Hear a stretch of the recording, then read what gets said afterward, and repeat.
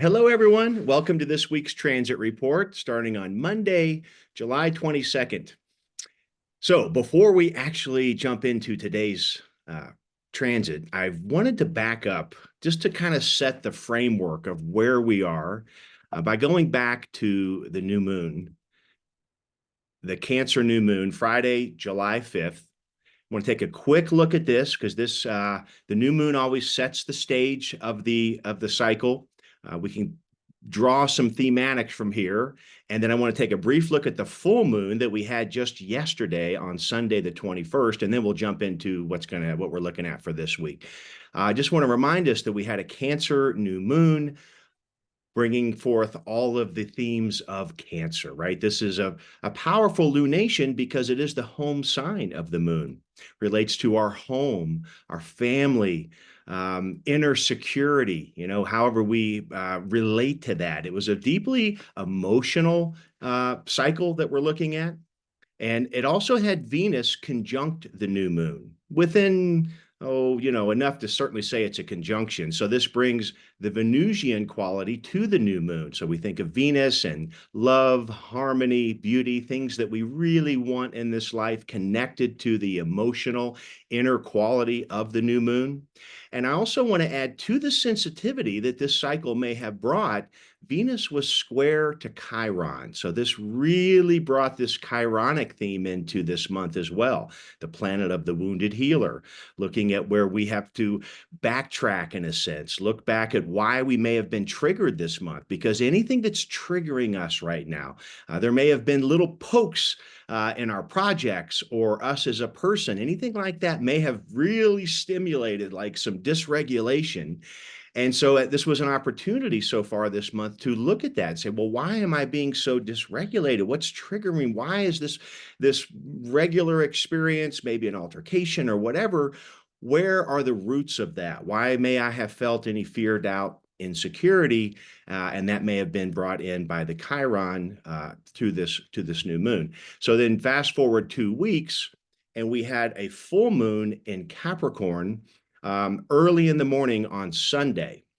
Very powerful full moon, and a couple of things had taken place during these first 2 weeks of the lunation cycle.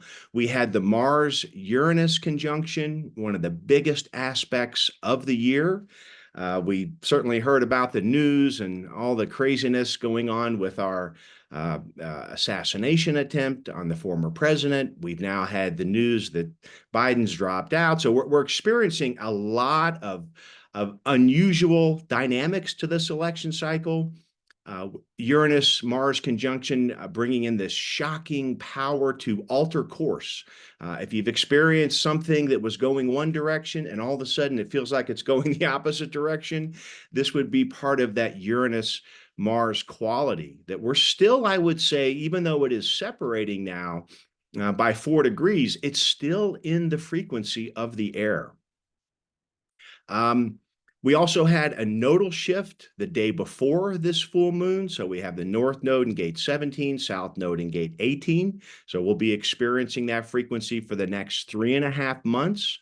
Not going to say a whole lot about that. I mean, if we just simply think of the keynotes, I mean, on a mundane level, certainly we may be seeing, as we already are in the news feed and in the greater world, everybody's got an opinion and everybody thinks they may know the solution and the correction to it. So it can be a little irritating in that way, but on a higher frequency level, these are two very powerful collective gates.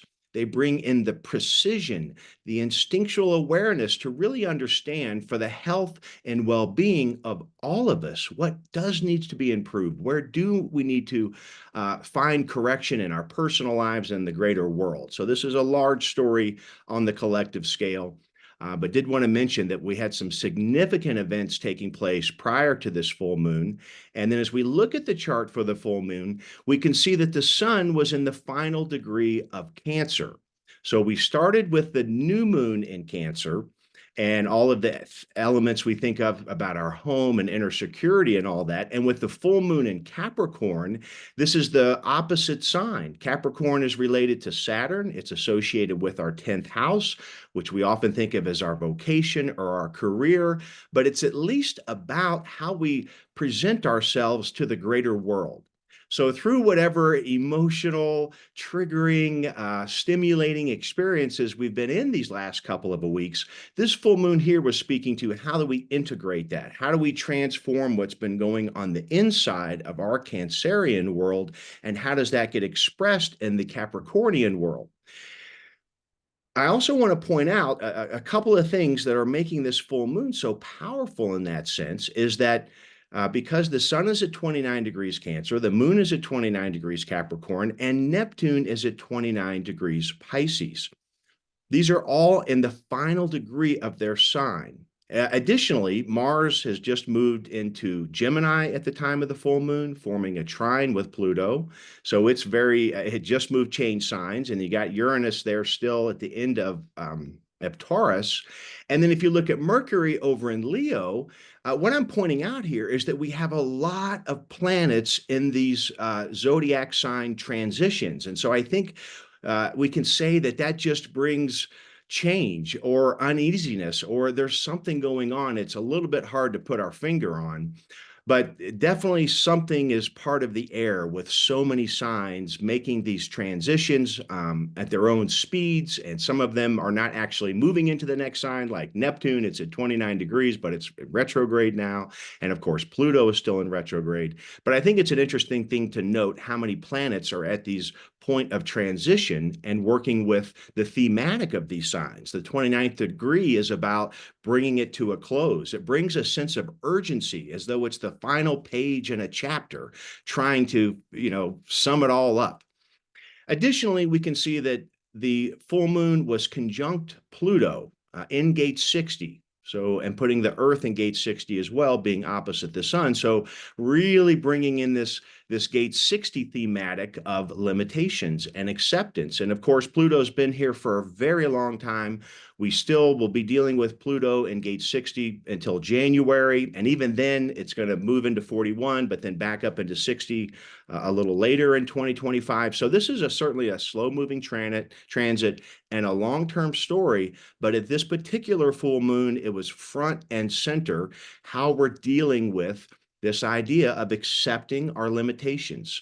Again, noticing any dysregulation, fear, doubt, and insecurity, tracing those roots back to where they come from us and how we can accept, surrender, and heal and mutate into the new form of whatever this experience has brought us. And that moon conjunct Pluto is in a sextile to Neptune in the gate 29. So now we're talking about this Neptune in gate 25. Again, a very slow-moving transit. We'll be dealing with this all through 2025. But here, due to this precise aspect, we're bringing in gate 25 to the story of our gate 60, the spirit of the higher self. Neptune, the planet that rules Pisces, this planet of limitlessness, possibilities, creativity, spirituality. It's the involution, dissolution, and evolution of all that Pisces brings to us, in specifically the spirit of the higher self. So this sextile between Neptune and Pluto is a very slow-moving aspect. And we will be, again, dealing with this background frequency for a very long time. But it was really, again, due to the preciseness, it was really brought to the forefront of this Pluto moon conjunction at the full moon, sextile that Neptune. And then that Neptune was also sextile the Mars, which had just moved into Gemini, putting the Mars in a trine to the moon-Pluto conjunction. So we can see we have it's like a mini grand trine where we have a trine and we have two sextiles on the legs. So melding together all of the thematics of this emotional possibility with Pluto to discover hidden truths. And that's a really important aspect to the full moon is there may have been experiences that have brought to light things that are true that we need to see. Pluto is very associated with mining, minerals, and what I like to call hidden gems. And so, again, whatever these Uranian Mars conjunctions, sudden out of nowhere, change of course, change of direction, sort of unclear, surprising aspects that may have been happening to that, we really have this opportunity right now to ground ourselves in our personal authority and be strong and aware within that silence of, what do I need to learn from this? There's something here. So there's a lot of plutonic information and truth that is available as a result of this full moon that will be brought to illumination, right? The moon herself is at her zenith of illumination in the sky as of yesterday. And somehow it's all tied to this Gate 25 story, the spirit of the higher self, and how this initiation, wherever that's come from during this past year, we had that channel of initiation for a month and a half, almost straight, right around the time of the total solar eclipse in Aries, conjunct Chiron. So I'm just sharing all this to remind us that we're 6 months into this year. We're on our sixth lunation. I also didn't mention, but this new moon in Cancer that I was just talking about was that it was in gate 39, which put the Earth in gate 38. And with Pluto in gate 60, this lunation had all three individual circuit group gates of root pressure, this drive to find truth, inspiration, and purpose in life, all at the forefront right now, amidst all of the chaos of the world, and who knows where it's all going. But yet the charts, to me, keep indicating go inward, go inward. Anything that's a disturbance out here is an opportunity to go inward and deal with it from the foundation of our personal authority. But definitely on this full moon, the power of Mars fueling this idea with that trine to Pluto and the moon and sextile to Neptune, that this Mars in gate 20 is very powerful. It's the gate of the now, and it's the individual expression gate of the integration field. So we're speaking about our survival, our self-sufficiency. What is our truth in this moment? And so much energy there to share that with the Mars in gate 20. Again, all of these aspects and planets have a wide range of frequencies. I mean, on a lower frequency here, Mars in Gemini can say words that hurt. This is the god of war, and it's fearless, and it's always pushing boundaries. Mars is where we push out and rub up against the boundary of another, and there's that friction there. Or it can also be in a defensive position where it's protecting what it has, but we can certainly feel Mars Gemini can really, with an altercation, can go south. But at that higher frequency, it's gate 20. It's very connected to our survival and self-sufficiency, speaking truth and purpose in the now. So all of that was in play, I think, for this full moon. And now let's go ahead and jump into where we started with today on Monday, July 22nd. The first thing I would draw your attention to is to look at the sign of Leo in the astrological wheel. We have the sun having just moved into Leo early on Monday, July 22nd, early this morning. And we already had Venus in Leo currently, had just moved into gate 7, and Mercury also in Leo in gate 29.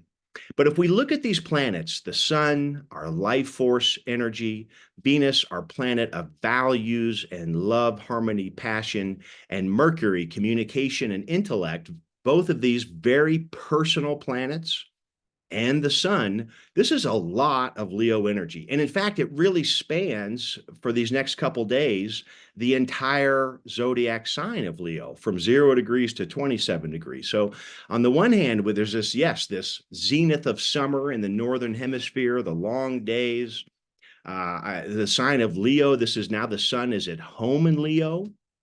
And when we think of Leo, this is fixed fire. Being the home sign of the sun, it is about how we shine out into the world with confidence and security. It speaks to creativity. This sign is incredible in its creative power because it is the power of the life force energy itself. And right after that full moon yesterday, and here we are today on Monday, the sun moves into the exact opposition with Pluto in gate 60, and the sun's still in gate 56. Line 5 here on Monday, so it's in the same line 5 frequency as Pluto in gate 60. We're in gate 56, the gate of stimulation. This is the expression of sensing circuitry. Having hopefully tried to work on, make sense of what's going on, this is now being able to share what those experiences from the past may mean to us based on our highest vision and ideals. But at a minimum, we can certainly say that it's a Leo sun-oriented expression. And then opposed to that is Pluto, and that's 60 in the gate of limitation.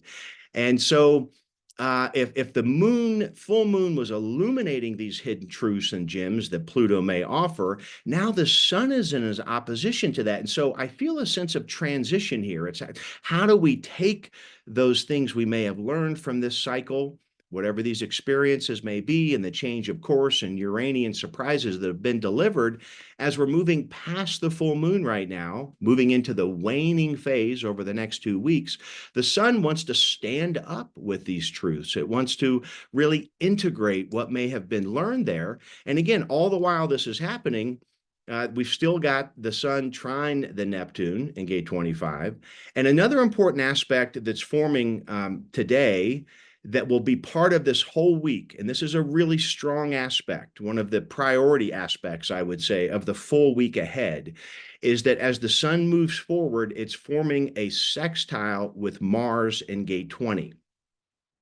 And when we think about the sun's life force energy, Mars, and all of the zeal and zest and passion that it brings, and how we move out and push ourselves out into the world in that gate 20, this sextile is very strong. And I think that could be supportive. Again, I don't like to, it's hard to, you don't want to generalize too much on good or bad. It's not about that. It's just about what's available, and we'll use our authority to meet that head on, whatever that means. But we're certainly getting a frequency of energy and power associated with this gate 20. What do we have to say about that? Or what are we hearing from others gate 20? We're all carrying it right now. Okay, so really listening to our stories, not only because of the gate 20, but in particular this gate 56 for this couple days that we still have the sun there. When we're sharing our stories, listening to how we share that story will be a great indicator. Because we've gone through initiation, we've gone through Uranian transformation and Plutonic transformation. This is all part of the background frequency. And when we're sharing our stories in regular mundane communication with others, are we hearing old stories that don't fit right now? Because our verbal frequency that we put out, we obviously want it to be our truth, right? Our real essence of truth. And if we've gone through cathartic healing processes internally based on this Cancer new moon, then thereby our stories should fit that. So I've been listening to myself as well. And if I talking about old painful experiences, they want to match what we're saying and hearing. So I think that's a helpful little thing to contemplate with the sun in gate 56. And of course, by Wednesday, the sun will move into gate 31. So there is a lot of throat gates activated this week. We still have the Uranus in gate 8. And Jupiter in gate 35. So how we're sharing stories, if we don't hear our truth, good moment to stop, breathe in again, regulate, and think about, okay, where am I missing here? We want to let these things go. This is part of that Pluto energy in gate 60, is letting go what is no longer serving us. And our fear, doubt, and insecurity can point us in the direction of where that alchemy needs to take place. Okay, so I think for Monday, yeah, I think we covered all the things I want to mention there. We'll keep an eye on that Venus in gate 7 as we move forward again, because on Wednesday, we're going to get the channel of the Alpha. But this is where we're starting out on Monday. And as we move into Tuesday, we'll be in the last line of gate 56, line 6, and the Earth in gate 60, line 6 as well. Now, as we move into Tuesday, we can see that the moon has moved into Pisces. And I think what's going to happen during the 2.25 or, it's between around 2 1/3 days, right? The moon travels through each zodiac sign, remembering that we're in the waning phase here. I'm sorry, we're in the waning phase, but we're still building to the third quarter moon that will be next weekend. And that's part of this talk today. So we're going to talk about the third quarter moon. But we are moving into this waning phase. So we've reached the pinnacle of the full moon's illumination, and she's on her way back home for another cycle. So this entire waning period of 2 weeks, and at its pinnacle at the third quarter moon, which we'll get to on Saturday of this week, just remember that we're going back home with the moon, that we're going to have this opportunity to integrate the experiences of the first 2 weeks, to let go of things we learned are not healthy for us. We maybe be establishing new boundaries, but in that sense, we're integrating the experiences we've been through. Now, when the moon gets into Pisces here, we're in a water sign, which is where the new moon started. And we're talking about the moon, which is already an emotional planet, our inner world of emotions. So I think this will be a couple of possibly quite emotional days as she travels through Pisces. A lot of things are happening on the morning of Tuesday because the moon, again, moving from Aquarius to Pisces, when that zodiac sign change happens with the moon, so many aspects are happening due to all the other planets that are around 0 degrees. The moon in the morning will form a semi-sextile with Neptune. It'll form a semi-sextile with Pluto. It's going to form a square with Mars. We've got a quincunx with the sun. We've got an opposition with Mercury. Again, these are a lot of aspects. I'm only mentioning just to provide the bigger point is that, wow, as the moon is moving into Pisces, and we'll be there Tuesday, Wednesday, a little bit of Thursday, just to recognize that she's holding a lot of conversations with all these planets, all one after the other. So it's a lot to parcel out, and I don't know that we definitely don't have the time, or is it necessary just to be aware that that'll be an emotional time. But look what the moon's doing, right? In the waning phase, coming from the Cancer new moon and the full moon conjunct Pluto, as she goes through Pisces, the sign of spirituality, limitlessness, creativity. There's deep inner work that may naturally take place on its own. She's going to be going through all of the gates of the solar plexus, right? From 49, 30, 55, 37, quick jump up to 63, and then gate 22 and 36. Every gate of the solar plexus except gate 6 over in Virgo, which really gets drawn in because gate 6 is opposite gate 36, just to say that as the moon goes through the solar plexus on this lunation at the waning phase, really fertile ground to integrate this cycle and all that we've been through and all that we've learned. And how do we, again, integrate that into how we're shining our Capricornian presence out into the social world. So deep inner work, but it's a transition to how does that become part of our new voice of expression with gate 56 and gate 31, which we'll go to when we get to tomorrow. It gets a little confusing because that Venus in that gate 7 that I was mentioning is in a quincunx to Neptune in gate 25. And there's several aspects throughout the week that will add, as this quincunx does, which is a very confusing aspect. It's very staticky. We're not sure. If we think of Venus in gate 7, part of the channel of the alpha, this is a directional gate, gate 7. It's about logical leadership into the future based on the patterns that will bring health and sustainability into our higher self direction into the future. And Venus is very much wanting that while she's there, right? I always think that Venus is really what we want. So she wants this new direction based on all that we've been through so far this year.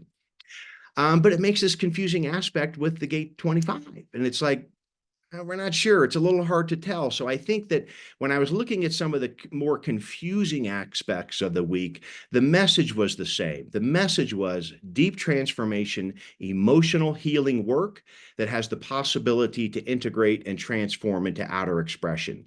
And that'll get highlighted or emphasized even more as I go to Wednesday, because on Wednesday at this noontime chart, we can see that the moon is forming a conjunction with Saturn in gate 22. Now, we're going through a all of us are experiencing Saturn in gate 22, and it's in retrograde right now. And so, one of the things I love about looking at Saturn in the transit field is it often is very tangible. When we're talking about Pluto, Neptune, and Uranus, the outer planets, we're often thinking at first of a collective scale.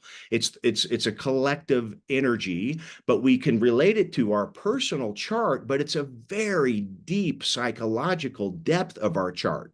So sometimes the transits, until they get those outer planets, when we tend to notice them is when a smaller planet triggers them and provides an acute aspect to an outer planet. But often the outer planets are harder to see in our own life until they get triggered. But I'm saying all that because when I get to Saturn, that's where I think we can really have a tangible thing that we're working with, because Saturn represents the 3D world. This is reality. This was the planet that was the limit of our consciousness for thousands of years. Now, we have expanded beyond that, but when we're looking at a transit aspect, it's something we can work with, and it is the taskmaster. So he wants us to work with it. He often demands, wherever he is, we are all going to be brought lessons and opportunities to glean the thematic of the gate that we're in. So here we are, we're back in the solar plexus, the gate of grace, the emotional frequency to express within group settings, right? How does this gate 22 in a primary manifesting channel, how do we express our individual frequency with others?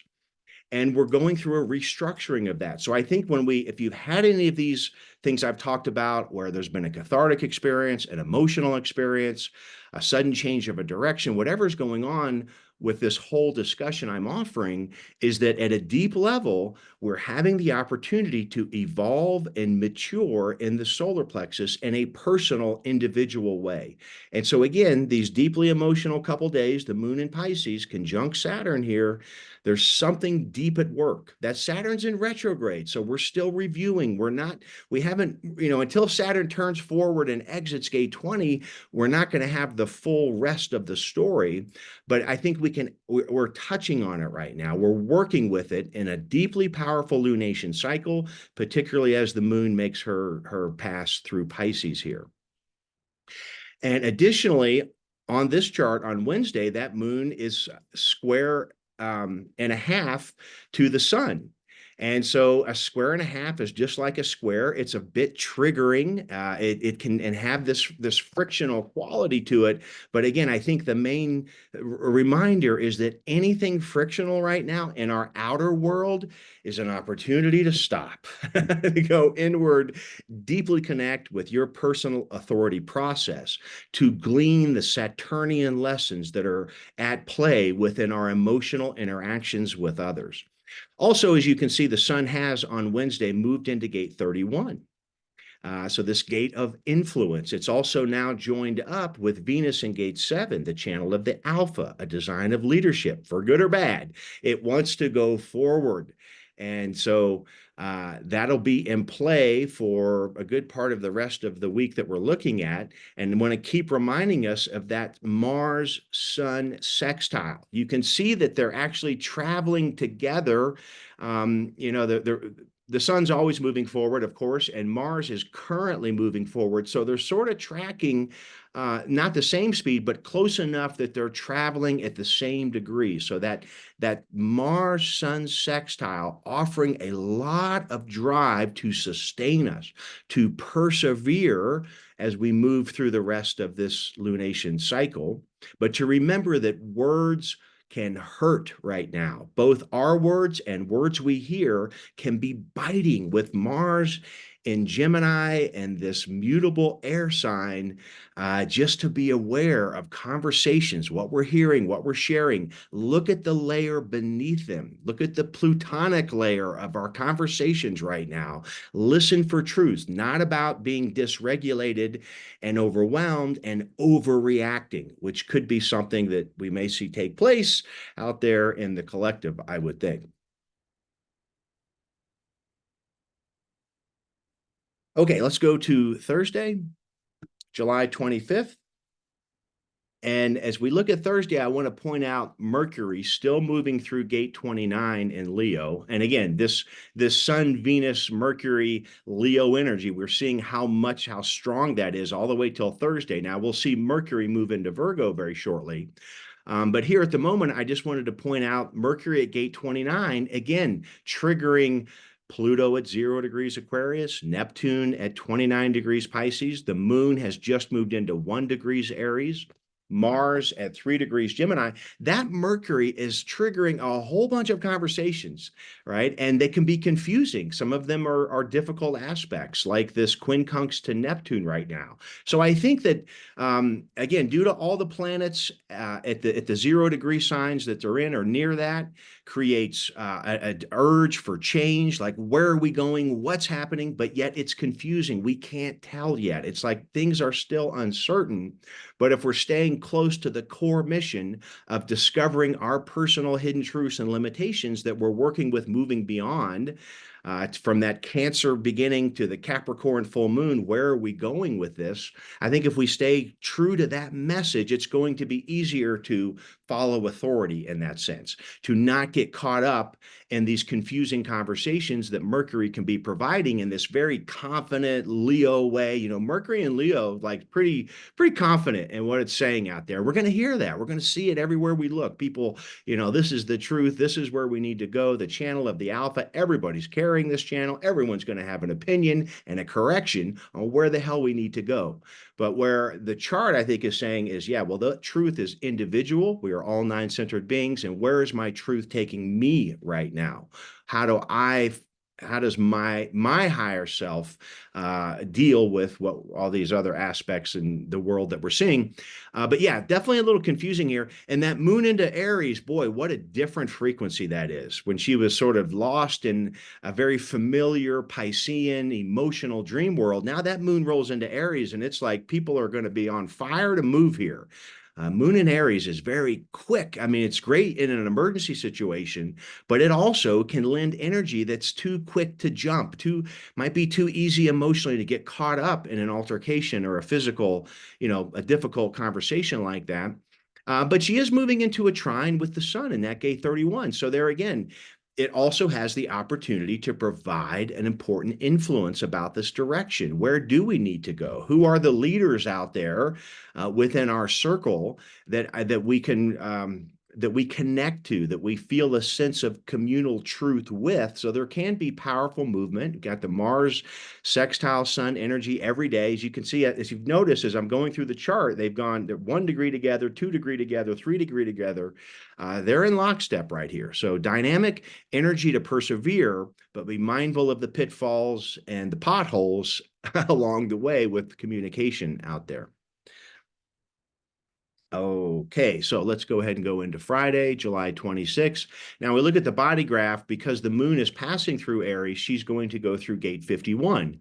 Now this chart is at noontime. So for the greater part of the daylight hours, we are going to have the channel of initiation here. And when I look at that channel, I can't help but remember how much we had that earlier in the year, because Neptune's been in 25 for the most of the year already.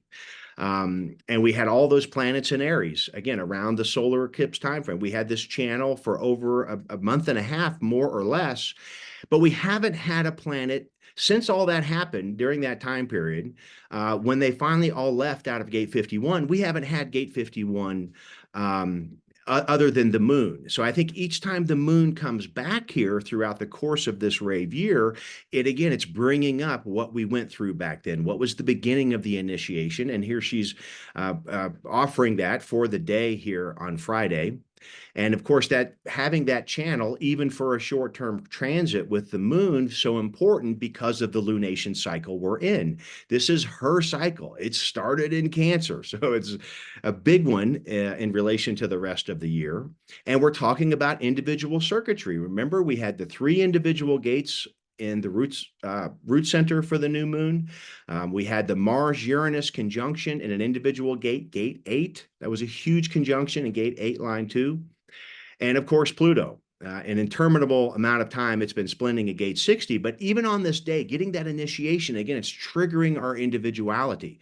And so we're just a reoccurring theme where what is my inspiration? What is my truth? And how do I persevere on that path of fulfillment and purpose? And so it's a big dose of that. Once again on Friday, you can see Mars at 4 degrees Gemini, the sun at 4. This is such powerful energy carrying us through the week if we keep it in alignment with our authenticity. If we get out of alignment, man, could we see that Mars in a throat gate and Gemini and gate 20, things can go off the rail, I think. But if we can stay in alignment, how the beautiful things of this transition from the inner world to the outer world could come into play.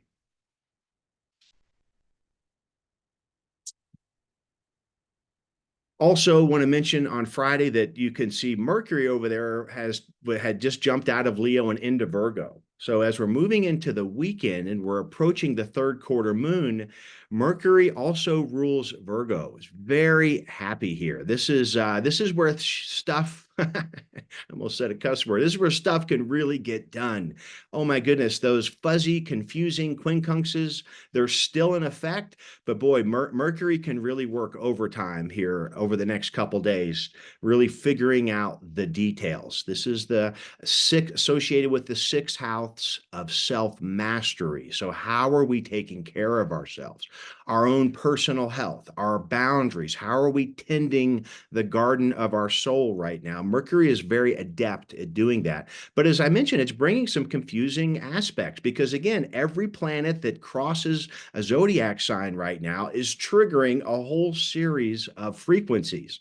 And I think that adds to again, the sense of urgency that we all want change. We all want to be going on that channel of the alpha in the right direction, but we're struggling with some outer resistance still with the gate 60 and the limitations, and with the outer planets. We've got Neptune retrograde, Pluto retrograde. When these outer planets are retrograde, it just doesn't have the sense of the overall movement that we would all enjoy to see. So we're still going through things. It's like that retrograde of each of these planets, to me, it's like the ocean. You know, we feel the waves come in and then the wave goes back out. So we're dealing very similar almost to a solar plexus wave. We're going up and down and around over and over where we want to get going, but you know, it's on a larger collective scale, we're not there right now. So I think certainly a lot of patience right now can help support us in our process of integrating these newfound hidden truths into our outer expression.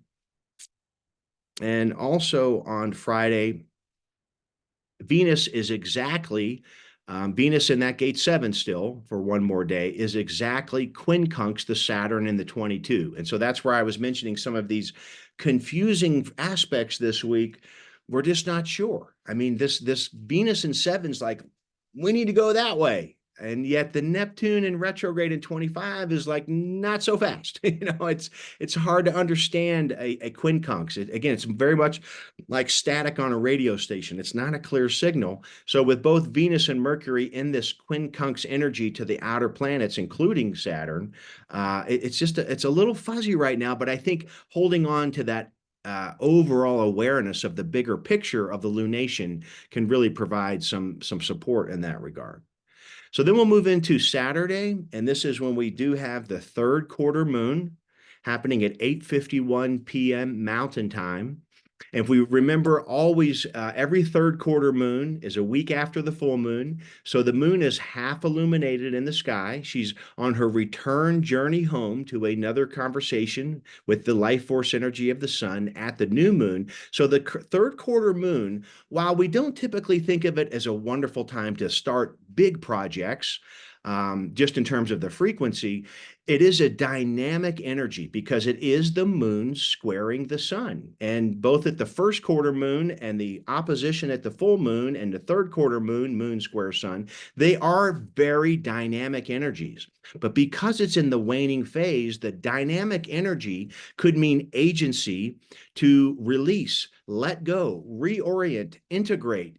Again, it has this quality of the waning phase. We're going back home and we need to take our lesson, what we've learned from it, and things that don't fit into that story, Let's let it go. And so there's a lot of, again, that square sun moon is dynamic agency for change, but it's very connected in this particular third quarter moon with letting things go. Finally and fully and completely, the tentacles of traumatic experiences we carry for life. And so, severing those cords of our old stories, there's great energy right here to let it go. And with the moon in Taurus at the third quarter moon, also speaks to the ability of fixed earth here to really ground into this new hidden truths of expression, right? This is earth. How do we plant it in the ground and water it and nurture it and make it a resource? Taurus is very associated with our resources. And so I think this third quarter moon really supportive in regards to that. How do we use this newfound wisdom, these new discoveries through whatever these experiences, whether they were stimulating or traumatic or whatever, but whatever we've discovered here, we've got the sun in gate 31, line 4, right? This ability to externalize that. Where is this direction going? And how do we see that? How do we interpret that and integrate that at the third quarter moon? And the moon herself is in gate 27, line 4, right? The gate of caring in the channel of preservation. Oh, wow. See, again, this caring quality in a line 4. So it's not only about the self-care that we certainly would have wanted to shower on ourselves during this Cancer lunar cycle, but now the moon is in gate 27, right? In the sacral center life force energy of how we take care of ourselves first and then others. Well, that line 4 is the bottom line of the top trigram. It's also trying to establish the foundation of the line 1, but it has the onus to externalize it and to share it with our tribe and our friends and family. And so, yeah, there's a beautiful message built into this third quarter moon. I think as a result of the healing process, as a result of following our authority, we're heading back home to another new moon cycle. And at that third quarter moon, we have the power to let go what is no longer serving us, which is not part of our new stimulating gate 56, now gate 31, our gate of our expression of influence about direction based on sustainability and health and wellness.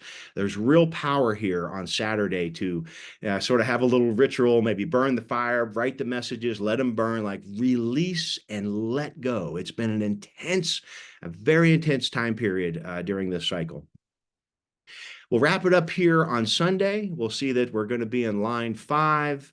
Not a whole lot of powerful aspects in terms of their preciseness. That you can see all the lines in the chart are a little bit faded.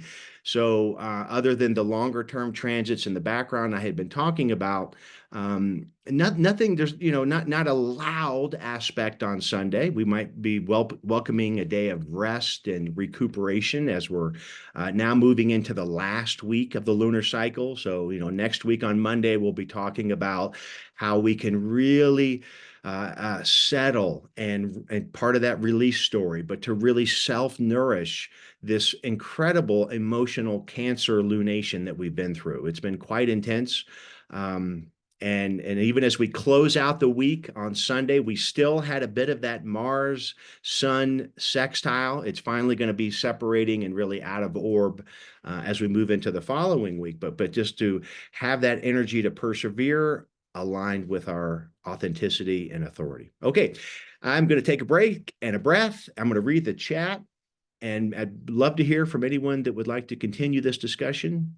Let me just take a look at what you guys have been sharing, but go ahead and come forward if anyone wants to converse, please.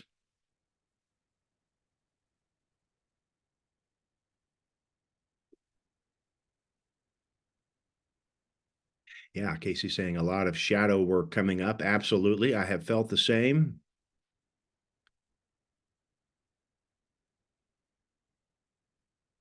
Karma cleansing. Yeah. Yeah. Great time to look at our parents' charts to see where where we've come from here. It's all part of the math, right? Yep, that's great, Casey. I'm right here with you. Total agreement and understanding. Yeah, a lot of stuff from the past being brought forward with that powerful Pluto new moon conjunction at the full moon.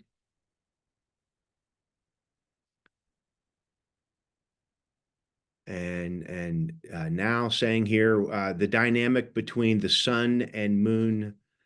Uh, could you explain more about the dynamic between the sun and the moon? Would you call it a yang yin dynamic? Absolutely. That's exactly right. It's our inner world, the moon, and our sun, outer world expression. Sun indicates how we shine out with our life force energy. The moon is the inner reflective quality of the outer world, right? The moon's always reflecting the light of the sun. So it is totally a yin yang energy. And so, again, when we talk about energetic frequency priorities, the sun and the moon are at the top of the heap, right? These are the two luminaries that guide our inner and outer world, and that's why the lunar cycles are so important and valuable. And all of us, including men, could be served well by tuning into that yin energy, elevating the yin energy. This is part of the cycle of humanity right now, bringing the yin back into its rightful position at the top of the mountain rather than the patriarchal situation we've been in for so very long.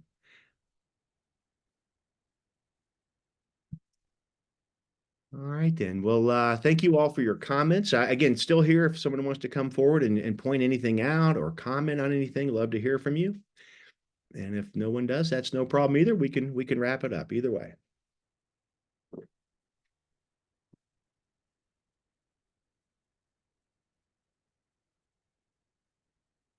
Yeah, and I think now to your comment there about the earth being yin, absolutely, I would say the same. And again, this is where when we're talking about these things, it gets we have to be a little careful because when we're talking about astrology and we're also talking about human design, we are talking about two completely different systems.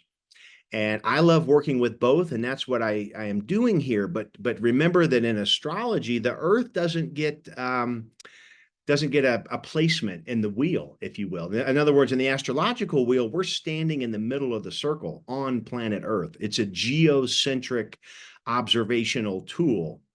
But when we talk about the human design rave mandala, the Earth gets a placement, right? And so it's a totally different system, but I think they both can work with that yin quality in terms of the moon being the yin of our inner emotional world, the Earth also receiving that same type of frequency from the sun, but we're standing on Mother Earth Gaia, and so there's almost a double yin energy when we're thinking about the sun. I'm sorry, about the moon and the earth, comparing them. It's very similar in that sense, I think. Cool. Well, all right, you guys. Again, thank you so much for being here. Have a lovely week, and I look forward to seeing you next time. And bye for now.